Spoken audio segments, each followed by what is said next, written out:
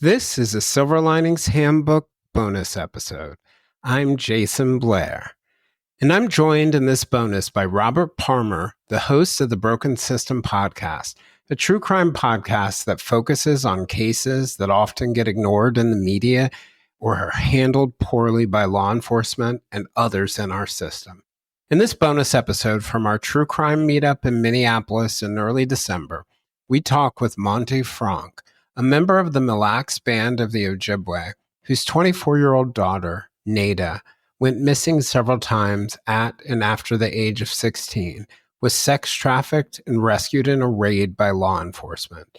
Nada sadly was killed just as she was beginning to pull her life together in a domestic violence incident with her boyfriend.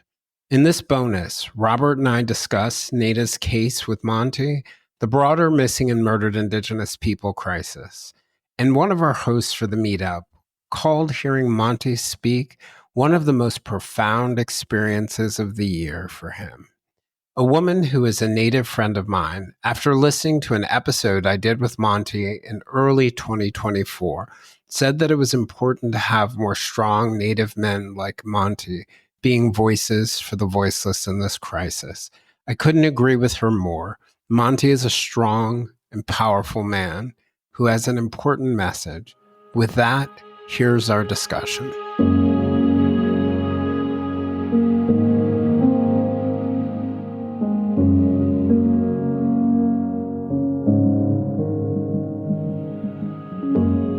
Okay, so I want to just start by introducing Robert and also introducing Monte. And Monte is the first, I think you're the first Indigenous guest I ever had on my podcast. I had really wanted to explore the topics around Indigenous people, particularly missing and murdered Indigenous women. And through the encouragement of one of my friends, they suggested that I look for people who were articulate on the topic. And I remember after we did our episode, my friend who had suggested it said that she was so glad that Monte was around because she's Indigenous, and she was saying, we need strong men who are advocating in this area. We need role models for other men in the community. And Monte's daughter, he'll talk about this in a little bit. Monte's daughter, Nada, had gone missing several times. I think after she was 16, missing several times, and then eventually was murdered in St. Paul. Oh, Brooklyn Park, Minnesota, just push up. And, Monte is Ojibwe. He's from Mille Lacs Band.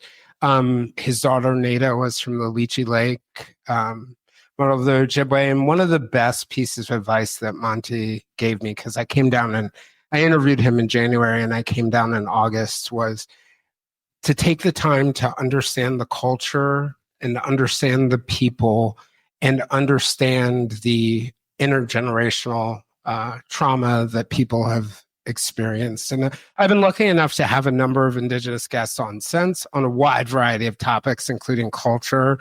And one episode that I recommend to everybody out of Alaska, a woman named Kendra Kloster, about some of the advances. The problem of missing and murdered Indigenous people is as old as settlers coming to this country, but we have an opportunity right now to have some positive impact. And I think Monte is a great voice in that area. Robert, I said I wanted to hand this interview off to Robert. I'll still be a part of it. But one of the things that I think is really awesome about Robert as a true crime podcaster, his focus is on the broken system and what's broken in our system.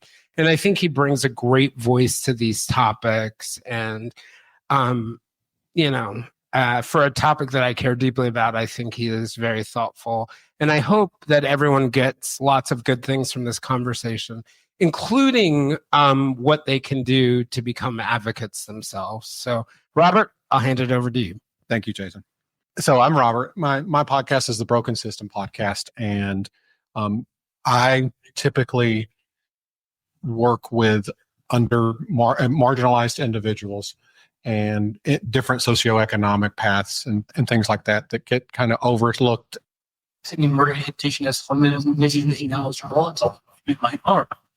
And these stories have been told since the first contact, where we know where our Indigenous relatives were missing and murdered and other things, and were never reported, and it wasn't deemed as worth anybody's time trying to look or find answers for this.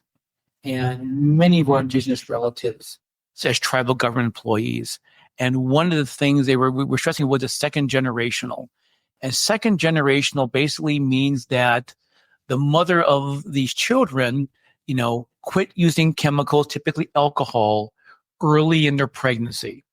But the damage had already been done. And one of the biggest things that we were taught, and in my daughters, was the fact that they are born with the frontal lobe that has been permanently damaged. And the biggest thing that frontal lobe does is work with impulse control. And the one thing that we were taught is these children will never have impulse control. And they're going to just live a life of just losing impulse and getting into issues with that one and not being able to really stop themselves.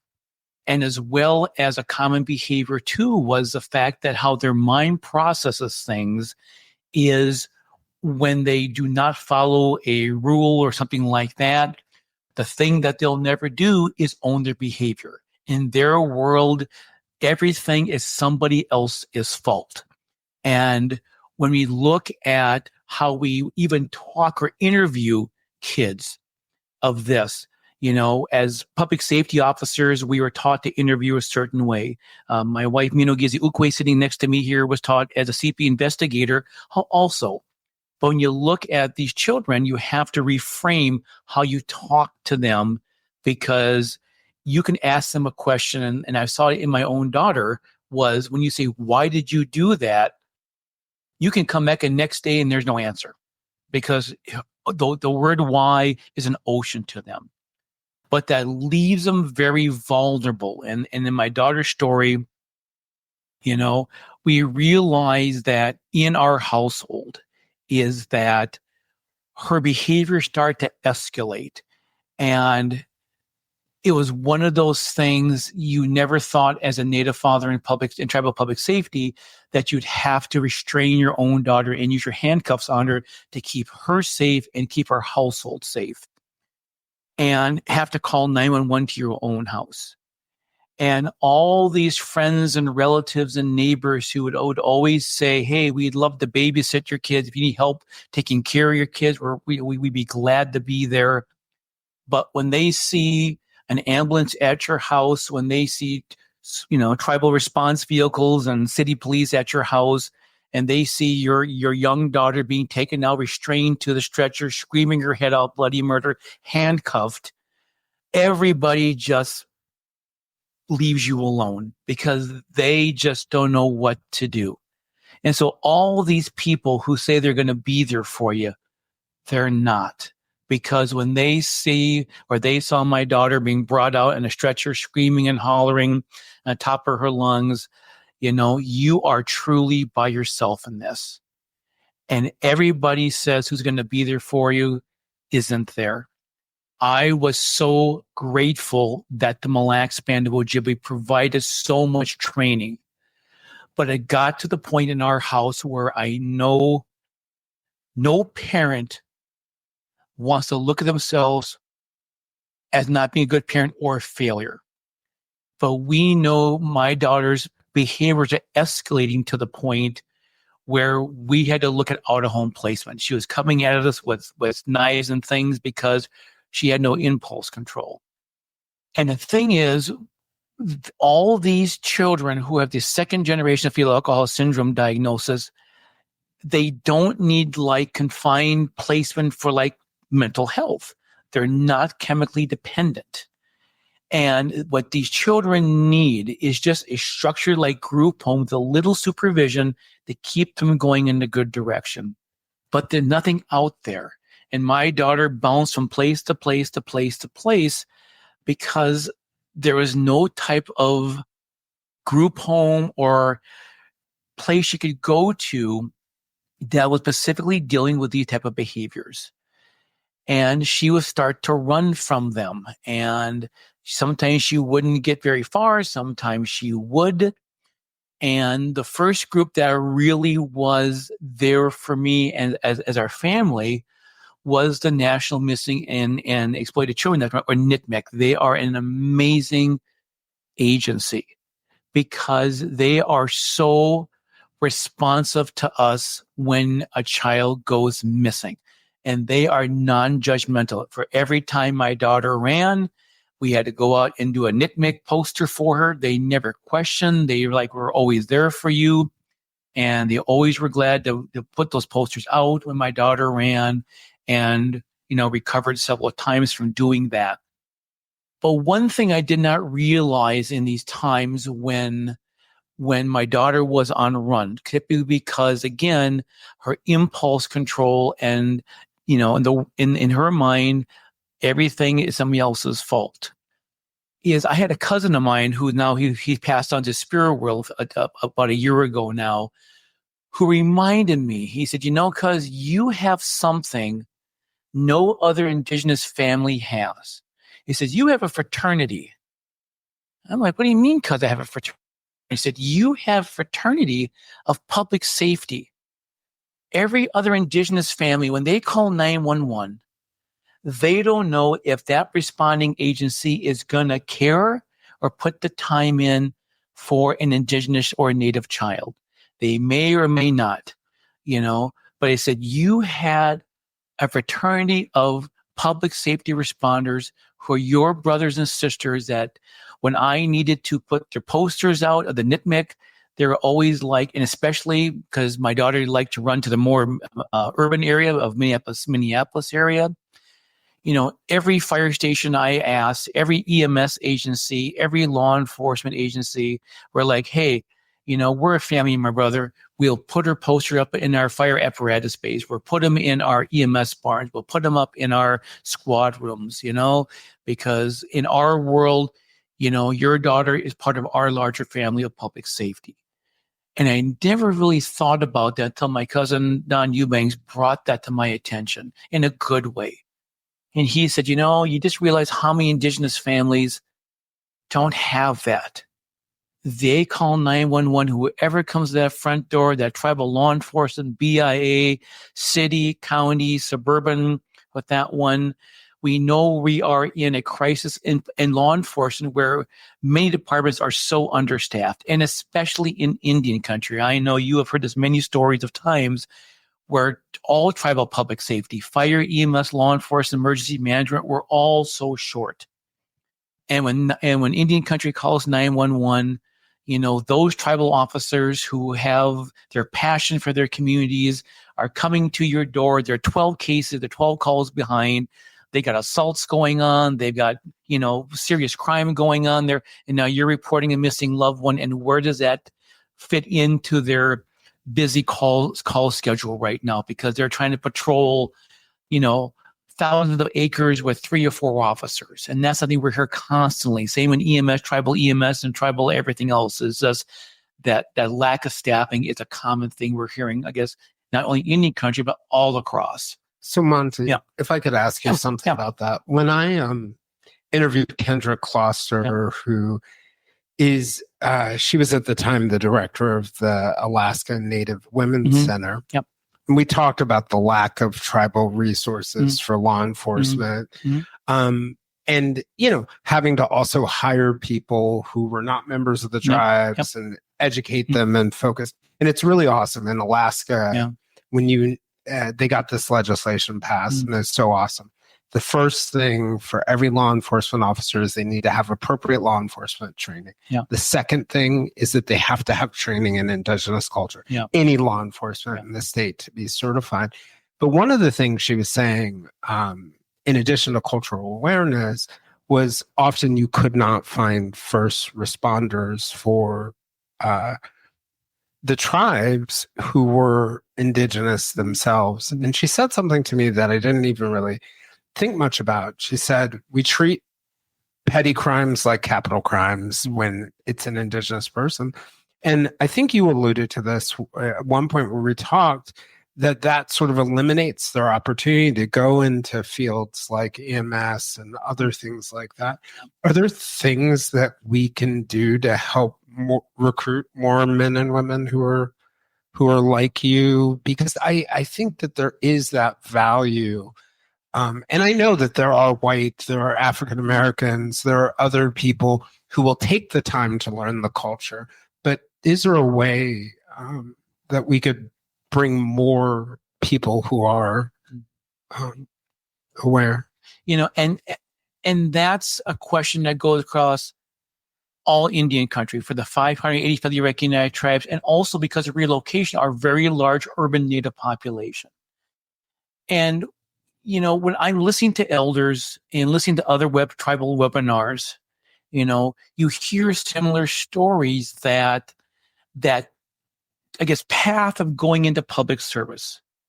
And it's not just law enforcement or tribal public safety. It's going into being social workers. It's going into being therapists. It's going into be child protection workers. We're across Indian country that 1970s, we want to go into these helping professions, these customer service professions, to be there for our own communities, because that historical trauma of those 1950s Cold War policies of the BIA and other agencies where non-native people were making such decisions for Indian country. And I know my own father, Lee Cook, was one from Minnesota that was known as a Furious 14, who went out to the BIA to try to create change in 1970.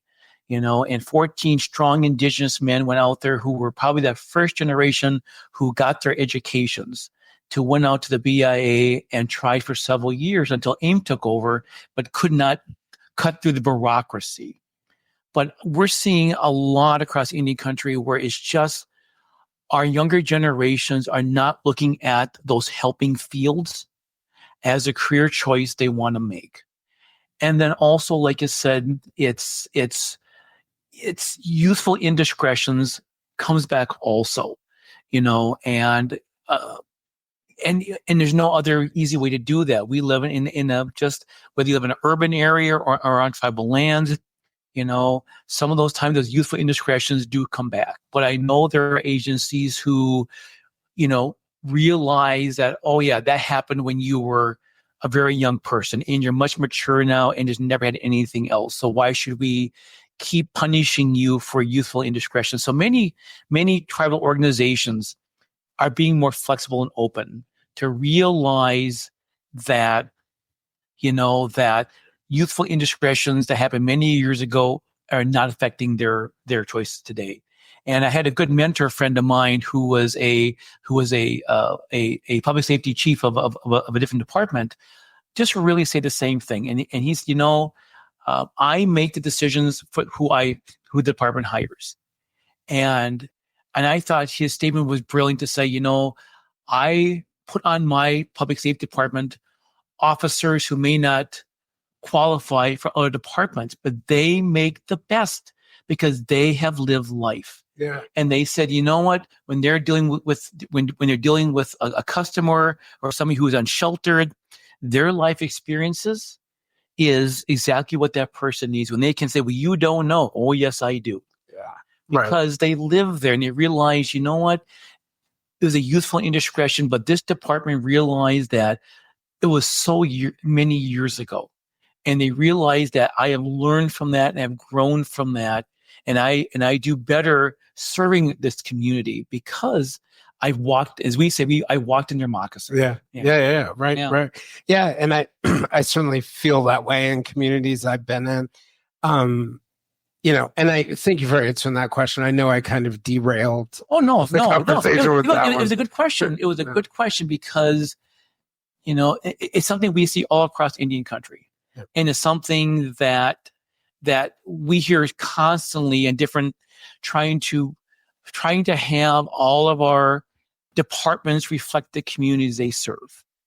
And sometimes you just cannot find Indigenous people who have the right credentials and degrees to go in there, and unfortunately, and a lot again to the younger people, that sense of serving the community, of being in those helping professions is just not what this generation really wants to do as maybe their parents did. And until I hand it back to Robert after this, I was going to ask you, for those of us who are outsiders, who are outside of the community, who may want to be of service to the communities, what can we do to be culturally aware, to be helpful, to contribute, to not, and this is one of the things that I want to be clear about, because it's not just contribute to fighting the challenges, because my experience in the last few years in terms of meeting the Ojibwe or the folks in Alaska or the Navajo is I've learned and grown from your cultures in enormous ways, spiritually, literally, factually. But are there things that we can do to stand in the breach to help until the cultures can be built back up?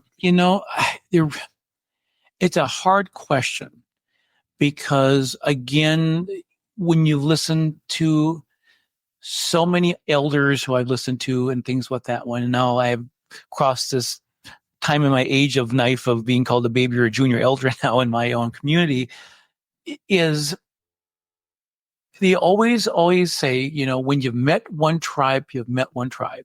Yep. And that is something that there's probably some cultural foundations that goes across Indian country, but you really have to, understand the particular tribe you're working with. Or if you're working in a large urban area like Minneapolis here has a very large urban Native population, and with, probably hundreds of tribal relatives who call this area home.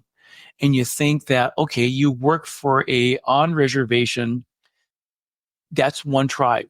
Right. But if you choose to work in a large urban Native population, every client you're working with or coming in contact could be a totally different tribal member. So maybe it is, maybe the key is really just sort of on a more human level to, whether they are Native or otherwise, to just try to understand people and their cultures and take that attitude of openness and not presume. And you always say, if you don't know, be honest. I don't know. Many, I think, Native Indigenous communities would prefer having somebody who's providing a customer service to them say, listen, I just don't know. Yep. Then try to wing it, because we see right through that.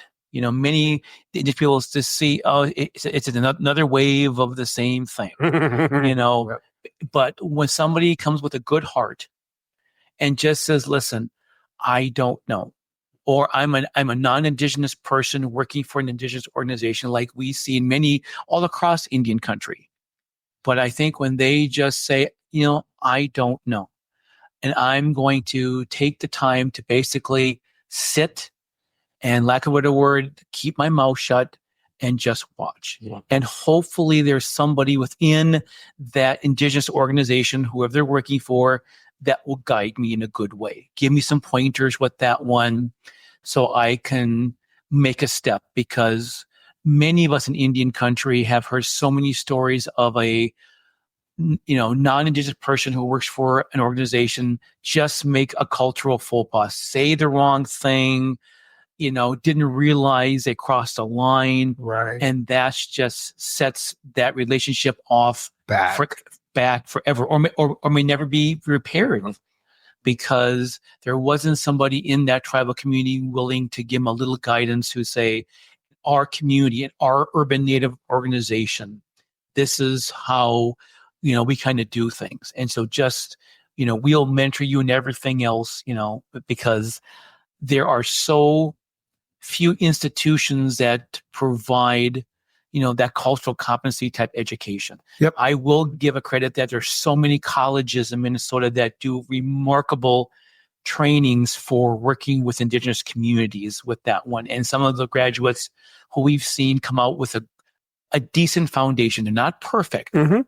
but at least they can come in with some knowledge and be a little more understanding and not just put in a non-Indigenous belief system into an Indigenous community, because that's what this $300 textbook says I got to do. Yeah. Yeah. So really sort of like coming in with an open heart and open mind and not assuming. Robert? Do you feel like the non-Indigenous police departments are doing better now with that awareness, or are they still coming in headstrong and kind of kicking in the door saying, here, we're here to help type situation thing? Again, that's a question that it's all over the table in Indian country. But I will say for Minnesota, they are making such great strides because, our governor in Minnesota always puts out an executive order about proper tribal consultation. And one of the most unique things that he has done is every state agency has to have a tribal liaison now. Good. And with Minnesota, we just found out that our former MMIR office executive director will now be our Minnesota Department of Public Safety tribal liaison. So Juliet Rudy is a great choice. Many years experience in law enforcement as a strong Native woman. So we are very fortunate here in Minnesota, where we are seeing, such, proper consultation with that one, and trying to provide as much cultural competency education as we can. So I really credit what this state has done. It is hard to hear when you're at different conferences, the differences. And when I realize that how fortunate we are to be in such a pro, tribal government state because of what our governor has done, and also having a lieutenant governor, it's an amazing working for a state that has the highest ranking Indigenous woman in the U.S. with Lieutenant Governor Penny Flanagan. And there's nothing more humble, even when my daughter was murdered, to get a phone call from the governor's office, and you're going, it's the governor's office, and Peggy Flanagan calls you just to grieve with you. That's an amazing Indigenous woman as she is. She took time out of her day as lieutenant governor to call me and say, I am so sorry what happened to your daughter. And we talked for an hour on the phone. That's amazing. And that's just, so a lot of times I am so grateful to see what has been done here. But I still know, again, across Indian country, there are still stories out there. You talk to tribal advocates, and there's still stories out there, and there's a list. There's always learning to be done. But I will say for Minnesota, we have done remarkable work here, and we are doing remarkable work, and it's just great to see what they're doing to provide that. Is it perfect? We always have learning. The one thing in public safety, we always say is you need to keep learning, because Minnesota is becoming such a culturally, amazing state with so many different cultures here, that anybody in customer service, I don't care if you're in human services or any type of customer service work, public safety, we are in a very, unique Minnesota state where there's so many different cultures to learn about, not just the Indigenous community.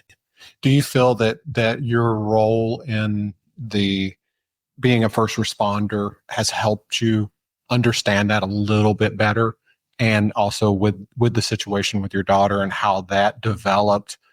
Do you think those two things have helped you move that needle in your community?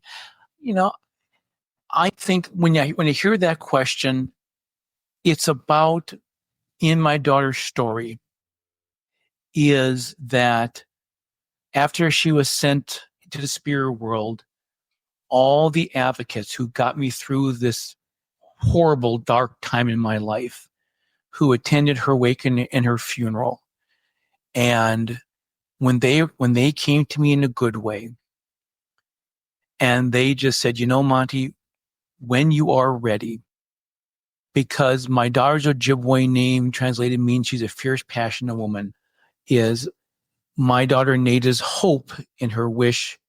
she wanted to help other Indigenous women who were human trafficked. That was always her goal. Because Akwadizi Nishka Ishkadid Ikwe means she's a fierce, passionate woman, as my daughter's a traditional Ojibwe name. And she couldn't do that. And all these advocates who came in these remarkable, MMIR skirts, supporting this and supporting myself, and just said, be your daughter's passion. Her life was cut too short for her to help others with the passion she had, to help other Indigenous women who were human trafficked. Because my daughter was human trafficked between 14 and 16 years old, and she was murdered at 24. And they just said, because in this epidemic, the people on the front lines of this since first contact has been the grandmothers, the mothers, the aunties, the sisters, and the cousins. But the one who we don't hear from are the fathers. And especially one that is in public safety, like you are after all these years, which says this epidemic can happen to any of us. Because when you look at this epidemic, people always think, oh, it is that Indigenous family, or is that type of Indigenous family, or these are the factors, and you realize it can happen to any Native family, this epidemic of missing and murdered Indigenous relatives. And they just came to me and said, when you are ready, take your daughter's passion to help others and tell her story from a Native father's perspective, because that's who we don't hear from on the front lines. And that has been a gift which I have been honored to tell her story. It's still very hard. But I also know that my time to tell her story is also coming to an end, because it's been almost over 3 years now. And I know when I tell her story, there are other Indigenous families who I have met, and to say, it's your time to tell your story. If I'm given a assignment to tell it, I will probably still do that. But I think in this epidemic, there are others able to tell their stories. Lifting up other voices. Right, exactly. Yes, Because her journey was there, as my wife always says, that because of what you've done, Jayson, in the podcast, that her life will always be known.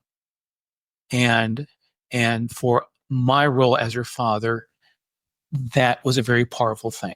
The work you have done, the work of other podcasts I've been asked to do, to be able to tell her story, is that her spirit, her story, her life will never be forgotten.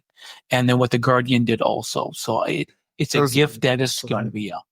Yeah. One of the things that I find powerful and beautiful about her story, she had been trafficked. She had gone missing repeatedly. And, it's a tragedy. But at the time she was murdered, she had really begun to rebuild her life. She had gone off to school. Yeah. She had graduated. You've told me that story about making it to her graduation. High school graduation, yep. Yeah. And I think it's a beautiful thing that you have this opportunity to honor her. And, I know at some point other voices will come up, but she will always have a special place in my heart. Well, and in her story, if people always ask, well, how did she get human trafficked? And it's one of those things where, as we think about systems that don't always work in our favor for Indigenous families, and I experienced that, because she was at a foster home, and she had run from foster home and actually got on what's called the North Star, and from the St. Cloud area got to the cities, and she was assigned runaway, and law enforcement was notified, and I knew where she was going. So I called Metro Transit. A friend of mine who worked Metro Transit. I gave her the description, and this was on a Friday, and she was, 14 years old, and they picked her up, had her in custody, and they called her social worker, a non-native social worker who was doing courtesy case management, and the social worker just basically said, hey, it's 4:20 on Friday. I'm going to go home in 10 minutes here. Just take the handcuffs off and let her go. Mm. And the transit officer was like, listen, we have her in custody here. She's a signed runaway. You are her social worker. You got to do something for her. And again, she said, well, now it's 4:25. I'm done at 4:30 here. I'll deal with it on Monday. Take the handcuffs off her and let her go. And they're like, lady, you are her social worker. You are her case manager. We have her in custody. She is safe. You got to do something for her. And now it's like 4:30. And she says, well, I'm done for the day. Just take your handcuffs. I'll deal with it on Monday.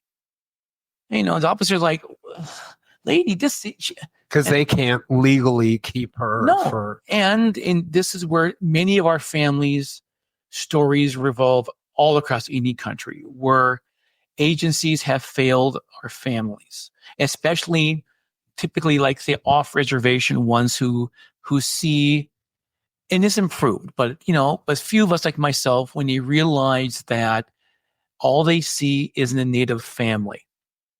And it doesn't matter that this Native family is a tribal public safety officer with over almost 30 years of experience, with a master's degree and many fire EMS certifications. All they see is what's on the outside. And basically it's not worth their time.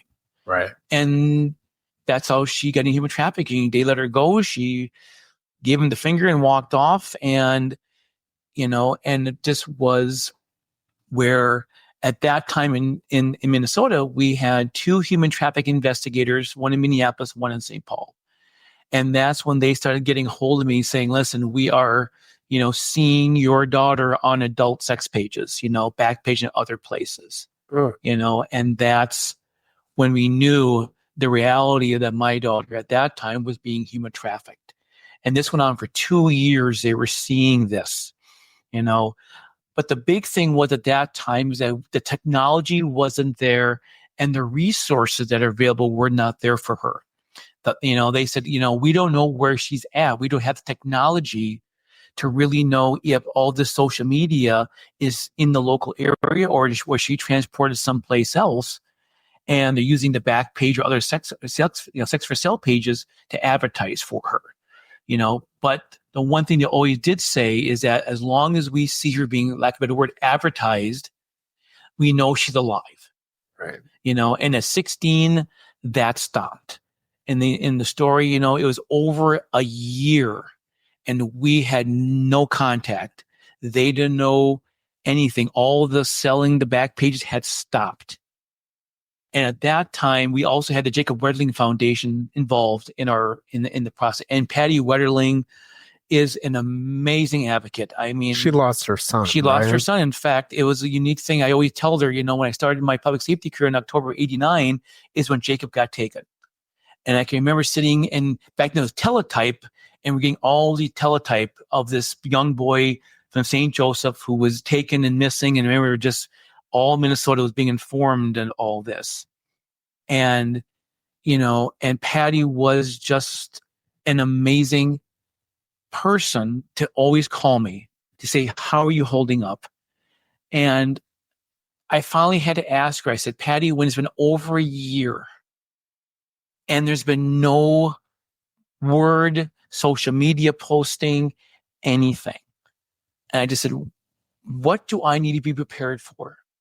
And Patty, being Patty, is just, she is so honest and caring, but very through her experiences. And she said, Monte, from our experience with the Jacob Wetterling Foundation, think in your mind and planning for a funeral, because the chances of recovering your daughter back after this much time is very slim. So as a father, your mind goes from waiting for that call to thinking about traditional Ojibwe funeral, male pallbearers, spiritual fire, feeding everybody, and just that. Then in about a year out, a suburb called Columbia Heights, Minnesota, it was a snowy emergency. They were impounding cars, doing inventory, and little did they know they actually found a deceased young woman in the back of a trunk they did from an impound lot. And by her description and age, it really sounded like my daughter. Well, I knew an officer with Columbia Heights Police Department. I gave him a call and I said, hey, my daughter's been missing for over a year and a half. And I heard you had recovered a deceased female body in the trunk of a vehicle. let me send down you her nitpick poster, and I said, if it's her, I will come down and identify the body, and he's like, let me check. And I'll tell you, that is the longest 5 minutes of my life. You're sitting there watching your watch just like taking hours to come back. And he came back and says, well, Monte, it's not your daughter, which was a huge relief. But at the same time, there's another family that's going to be totally devastated getting the word that their daughter, about the same age as my daughter, was found deceased in that trunk in Columbia Heights. And I just thought, I'm still waiting for the horrible call, but this family is going to get the worst call they ever got for that one. And then, as we said in my story, it's about a year and a half and there's nothing, and you just live in every Indigenous family I've talked to. We all have walked in the same moccasin path of you're just waiting for the call. Every day you have this boulder on your shoulder of this, is she alive? Is she dead? And you go to work every day on shift and you're just carrying this every day. And it just happened that I get a call from the St. Paul Police Department, and they said, we have a possible sighting of your daughter. A florist shop just happened to, of all things, have her old missing, her nitpick poster, and something clicked. And I said, we're going to go check the surveillance camera. Mind you, this is the VHS days, so they weren't too clear and grainy. But they went in, saw it, and they said, but we have an address. And they said, we're going to go check it out. We don't know what we're going to find, but we'll let you know. And they went over to her home, to a house in St. Paul, and I don't know what technique they used, but they said they went, it was a non-English speaking home, and they showed the poster to this young, and it was a Hispanic type person, the young girl at the front door, and they could tell by the body something was up. Yep. And I don't know what they said, what they did, but they got into the house. Now, being law enforcement, it's about their officer safety. It's about clearing a house safely so everybody goes home safe at the end of the shift. So I'm pretty sure it was felony weapons out. They cleared the first floor safely, didn't find anything. They went down to the basement. There's a large game room in the basement, several other bedrooms. They're clearing that out. And a very young St. Paul officer just was walking out and looked behind this big couch in this gaming room and saw a pair of shoes that were standing vertical. And shoes don't do that. Yeah. Now, being an officer like we do, all of us who were in this field, is about our safety. And again, it was weapons drawn. They kicked the couch all the way, and it was what we do. Show me your hands. Show me your hands. They couldn't tell the person was on their stomach, but they got the person cuffed and sat this person up. And to everybody's surprise, it was my daughter. Wow. And she was alive. And that is something we rarely hear in Indian country. Right. Because we don't hear of our loved ones being rescued. Now, my daughter hated that word. She never thought she had to be rescued. Right. Recovered was a little more bearable for her. But when they brought her to the station, typical of any human trafficking person, she didn't say anything. Because that's what they're trained to do. Mm-hmm. Their traffickers make them understand that this is what they do. And she wouldn't say anything.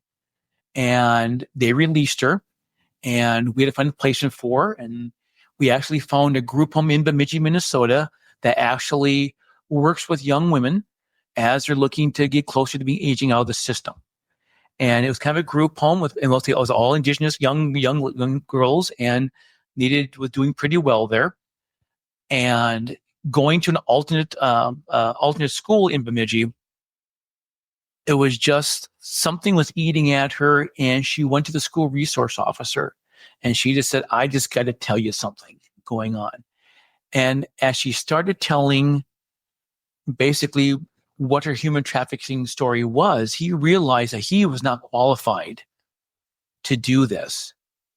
And everything was there in the right place. They had an investigator who was trained at Corner House, one of the best places to go to learn forensic interviewing, especially with women with sexual violence or physical violence. With that one, they have a place there called Hope House, which is for interviewing victims of violence, especially women and families. And it was it was not the typical public safety interrogation room. Right. It was a very warm, welcoming type of environment. This officer had the right interview skill and let my daughter talk.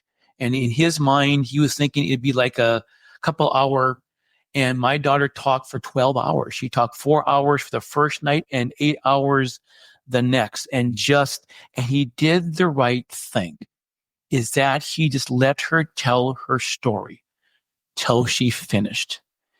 And, and he got back to me and he's like, yeah, I have like 14 pages of what she interviewed. And being that she was not 18 yet, I got the report. And I tell you, it is no report that any father wants to read of what happened to your daughter sexually, physically, emotionally, to her body, to her mind, to her soul, of in graphic detail. Nothing prepares you for that. And I have read many a public safety report and 911 calls I've been on in my career, but not to read about your own. Right. And, but people say, well, how did the human trafficker, control her? And in the report, it said very well that the human trafficker would beat her in her abdomen and in her back area. They never want to damage her face, her breast, or vaginal areas because that's what sells. Right. So they would control her by beating her in her abdomen, in her stomach, and her back muscles to comply with whatever the trafficker wanted or needed from her to do. And she didn't finish high school there, and she got to be 18, but she wanted to go back down to the cities, where she, in a previous story, where she ran to several times.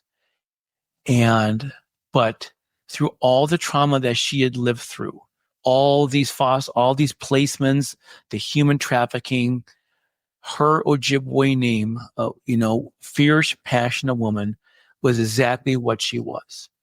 And she, on her own, found a technical college that actually helps adults who did not get their high school diploma to go back, and if I remember, 18 to 25, and actually get a high school diploma. And she did this on her own. I couldn't imagine somebody living with this much trauma doing this, but her strength, her passion was not going to defeat her. And she went to this alternate school and completed her high school diploma. But before she graduated, she got into a little funk and she said, I don't want you there. And it was kind of heartbreaking. But as her father, I said, well, that's not going to fly. I want to see my native daughter graduate, because in Indian country, a high school graduation is still a big deal. And when you say any Indigenous parent, we're the ones screaming and hollering and whooping up for our high school graduates, because there's still an amazing accomplishment. So I had driven down to the school and I was hoping it'd be in a big auditorium. I could just sneak in the back and she wouldn't see me. And sure enough, it was a little bitty classroom. And I couldn't get in there. And I just thought, but I sat in the hallway and I could just see in there. And I got to see, her walk up and get that diploma. And as any Native parent, you get choked up with this, because it's just an emotional moment to see your daughter walk up in her cap and gown and see her do this on her own. And it wasn't like a traditional, this was on her own by her own passion. And I brought a traditional gift for her. I went downstairs, I found her principal and said, listen, I'm her father. I have a traditional gift for her. Can you just give it to her and say I was here? And I left. And I was about halfway up to the Mille Lacs Band, where I live over in Chiminasing. And of course, our kids today don't call, they text you. And she just texted me and said, Dad, if I knew you were there, I would have wanted you to see me graduate. And that made me just thrilled. But I have a beautiful picture of her walking up and getting that diploma. And as any Native parent, the guardian, caregiver, it was a very proud moment. And then, as you say, she was doing good on her own. She had a relationship for a while on her own with a good man who weathered her storm with her. She actually found full-time employment and I mean, for her age, to have a full-time employment, full benefit, this is on her own. Nice. I mean, nothing that I did or her mother did. Her strength, her passion to overcome all the trauma, to find a full-time career. And she was, doing very well until May 21st of 2021, when, unbeknownst to us, the worst day of my life ever happened. And, it was a long shift at work, and I was trying to get home, and we had a house fire in Mille Lacs. And being what I do as a tribal firefighter, I assumed the instant command. I got on scene. Luckily, the house was abandoned. We do what good fire officers do. I walked around, gave the smoke report, got a hold of Garrison Fire Department, gave them all the conditions, fire hydrant locations, assumed instant command until they got on scene. And this fire lasted for 3 to 4 hours until we got everything. Luckily, it was abandoned, nobody hurt, and got everything put out, getting all the hoses back in the apparatus. And all this time, my ex-wife was texting me, call home, call me. I'm like, I don't want to talk to you. I'm at a fire right now. This is important. But then when my daughter texted me, it's about 9:30 at night, and she said, Dad, call home. It's an emergency. And when my other daughter said that to me, that's a serious deal. And so I called, and by this time I'm tired. The fire was a long one, but what I heard on the end of that phone is, for all of us in public safety, if we ever have had to be in a situation where we have lost a person on a call, a medical, a fire, for law enforcement, and we are the ones that have to give that death notice. And I have done that several times in my career. And when you do that, you never forget what you hear, what you see of the raw emotions coming from that family member, coming from that spouse, coming from that child, when you have to go to them and tell their loved one, for lack of a word, has died or is dead.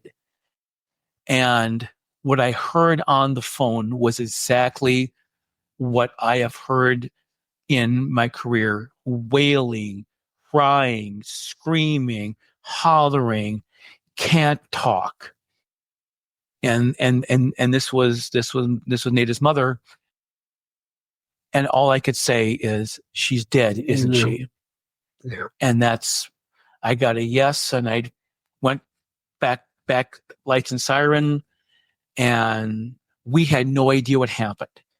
Nada's mother had a very young officer from our little town, had to tell her the horrible news. And by this time, it's about 10 o'clock, and we have no idea what happened. All we can do is our daughter was dead. And those of us in public safety, we go into what our training mode is. And I'm just thinking now, okay, I got to get people notified. Okay, this is Ojibwe funeral time. So all of those things I had thought in my mind, and I had to get a spiritual leader to start guiding us in this. And so I just knew that my daughter's passion and her strength deserved a spiritual leader of a strong Indigenous Native woman. And for the Mille Lacs band, Babata Boyd was one I just knew was that strength. And I called her and I said what happened. And I told her I'd offer her tobacco or SEMA if she would be my daughter's spiritual advisor for her funeral, which she would definitely honor to do so. Then, I had to call basically a good friend of mine who worked for the Minneapolis Public Safety Department and just say, hey, my daughter's murdered, and I need you to do these things for me. I need to let our public safety family know about this.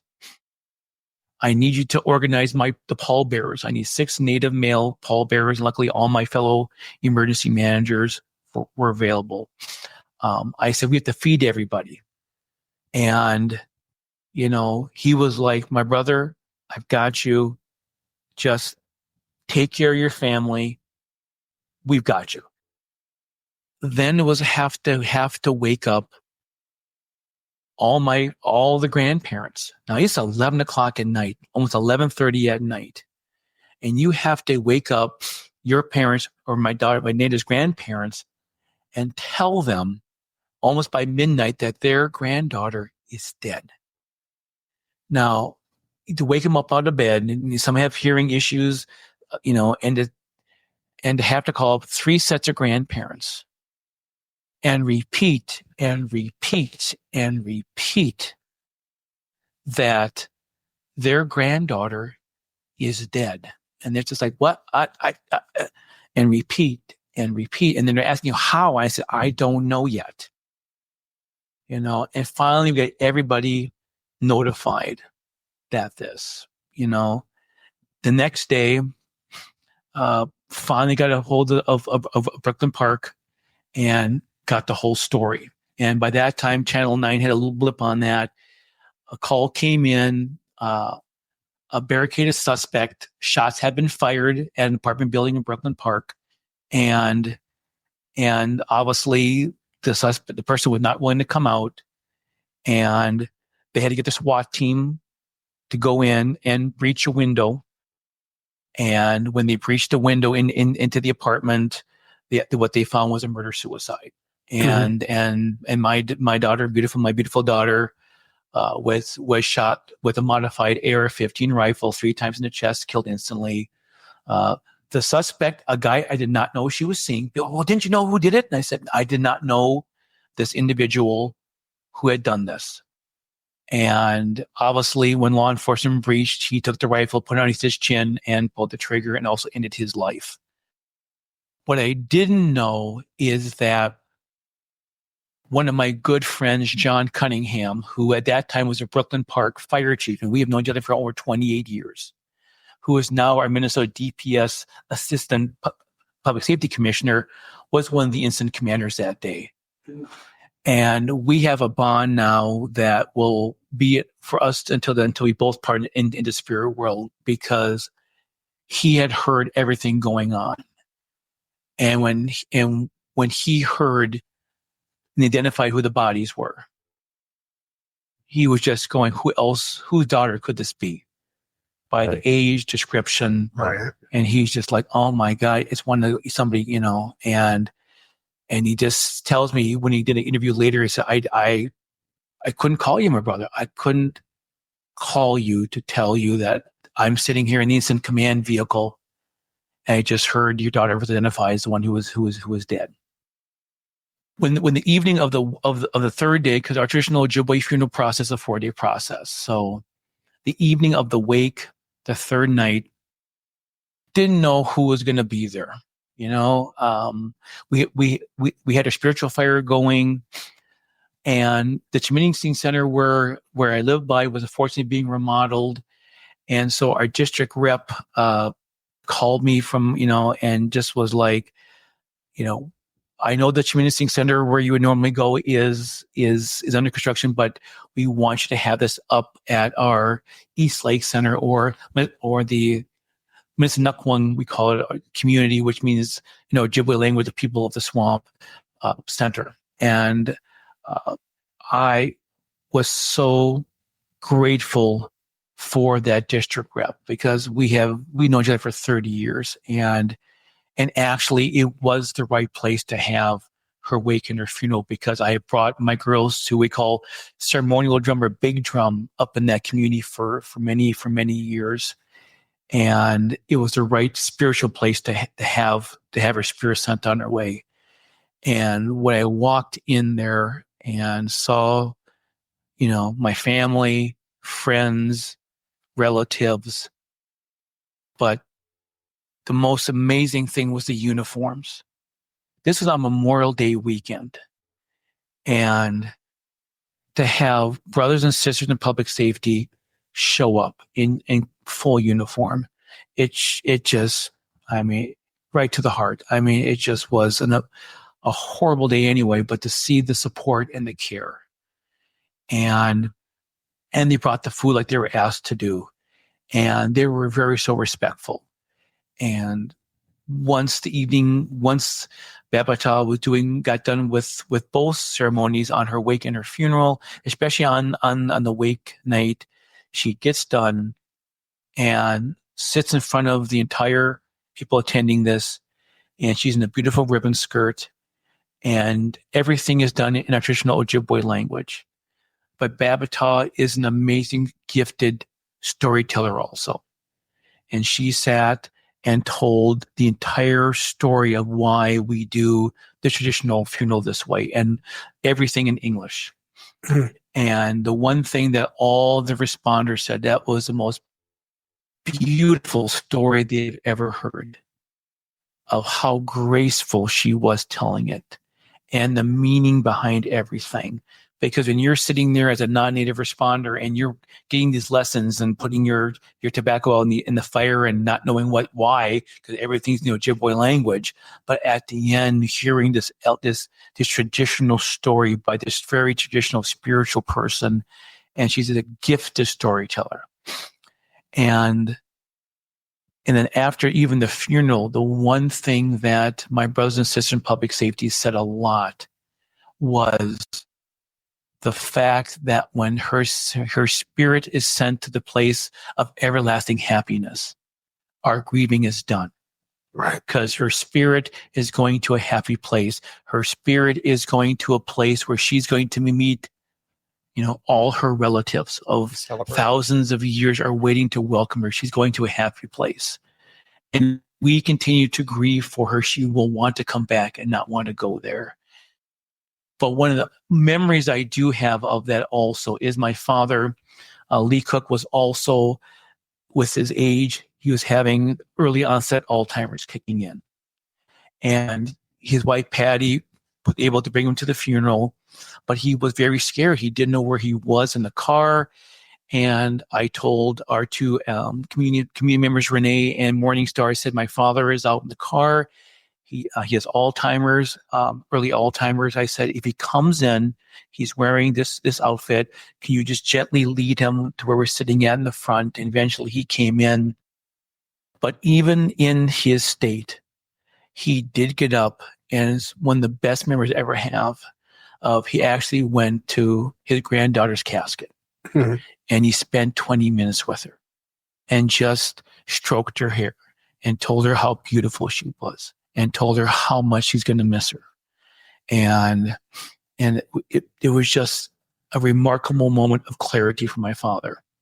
And he passed away in that, and later in October of COVID and also Alzheimer's. And so I know they are together now in the spirit world, and that's a very beautiful thing that they found each other up there. And it's one of those beautiful moments that I have. That's amazing. And thank you. Yeah. And so it's been a journey, but the one thing that so many families who I have met in this epidemic, and it's so strange and it's still hard to hear this, was that when they come up to you and they tell me as a Native father how lucky I am. And I'm like, how am I lucky? I buried my beautiful 24-year-old daughter. We are not meant to bury our children. No. But they always said, but you know where your daughter is at. So many Indigenous families across Indian country and our urban areas who I have met in this journey have said, we have no idea where our loved one is at. They've been waiting, years, 5, 10, 15, 20 years, living with this unbelievable, boulder of their missing loved one. That ambiguous grief. That grief they live it every single day. Yeah. They wake up, they go to bed with us every day. And they look at me and say, you're so lucky because you know exactly where your daughter is at, which is true. She's right across from my house. She's missing in our cemetery. And I go visit her. And that's unique way to live, is that I was able to send her off in a good way, which all these families haven't been able to do, and they want to do. and they want closure and they want answers, and they don't have them. And I do, and it's like, well, didn't you want justice? I said, no, I said it was a murder-suicide. And there never really is. No, and there really isn't. I was lucky enough to say it was done deal. There was no investigation that lasted years and years and years. Right. It was done. You knew. My daughter unfortunately was dead. He was dead. But also in the story, I still had to talk to his mother because he had things in her apartment that the lease under my daughter's name and his mother couldn't get. And so I told the investigators that I will talk to his mother. And I called his mother up and I said, hey, I'm Monte. I'm Nada's father. And I said, I know you want to come to her apartment and to get your son's belongings, and I think she was so caught off guard that I was calling the father of my daughter who her son had murdered, and she's just like, I said, we both lost our children. Yeah. Yep. And I said, everything of your sons is bagged up. Just come to the apartment and get it. And she was just, well, thank you. I said, it's there when you're ready. Yep. And when you hang up from this, you realize that the funerals are so different. When a victim's funeral compared to a perpetrator's funeral. And I know for my daughter, I was able to give her the traditional funeral that an Ojibwe needs to go on their spiritual journey. But his family has to go to a funeral which has a totally different feel because he was not the victim. Right. He was the perpetrator of this. So it's just been a journey meeting you and doing these podcasts and bringing the awareness of this to that one. And just from a Native father's perspective, that's just one perspective. But it's been a gift of you and others who have asked that because it's just when you realize the father's perspective is something that's not talked about. Yep. Very much in this epidemic. Yep. And, it's a burden I have to carry, but it's also, I think, as to keep her spirit, her memory, to help her passion. But again, it's time to put that for myself on the shelf in a good way to let others tell their story about the ones they've lost. Yeah. In many ways, right? Your fearless warrior is continuing to tell her story. Yeah. Robert, I'm so sorry You're for fine. calling it Jayson. Yeah. It's okay. Yeah. So as we come to the end of this, and thank you for sharing your story. It's very much yours and her story. Yeah. How can we, as non-Indigenous people, help and get involved and make sure that these things are being recognized and treated properly from our side as listeners, as just individuals in your community and other communities? How can we help? It's really about, like in any path, it's about education. It's about trying to learn. Because when you think about Indigenous people, they don't always look like myself. Many of our Indigenous relatives are they look like blonde hair, blue eyed. You would never know they're Indigenous, but they're eligible for enrollment of a federally recognized tribe with that one. But it's just like when I talk to my fellow brothers and sisters in fire and EMS. I said, we have a bigger role in this epidemic of missing murdered Indigenous relatives, I think, than law enforcement does. Because we have longer contact with our patients. If we're doing a medical call, 911 call, they're in the back of our ambulances, at the long patient contact. if it's a fire situation and we're doing overhaul and salvage and we're doing proper care of those victims of a house fire, we might come across a victim of human trafficking through that one. In tribal emergency management, when we're doing sheltering operations, we might be looking at individuals who are coming in who are being human trafficked, and in our sheltering, we know what to look for. It's always about education. And the good part is, because of what the United States government has done now for improving this, we have so many agencies now on the federal level and the state level that's providing so much education and are willing to teach this or bring this awareness training to many agencies for no cost. Yep. And I think that's what's important to understand, to gain some more tools in your toolbox to understand what this epidemic is, especially if you're working in a service-oriented career, in the field, boots on the ground, we call them, working with the unsheltered populations, and this is whether you're close to a reservation or in a large urban native population, it's the same thing. It's just understanding and getting the most information you get out. And with that is being able to know what to properly say, how to properly talk, and the words to use. So they know that you are asking I always say in a good way, those sensitive questions about human trafficking. And knowing that if you do find one, that you say yes, and this could be male or female, right?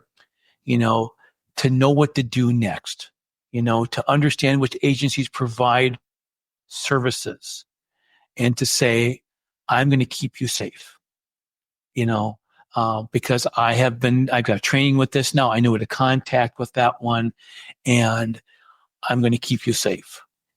And that's something that I am reading more often now, especially in fire and EMS publications of those agencies which are going to medical calls, which are doing this by the education, is helping victims who are possibly being human trafficked.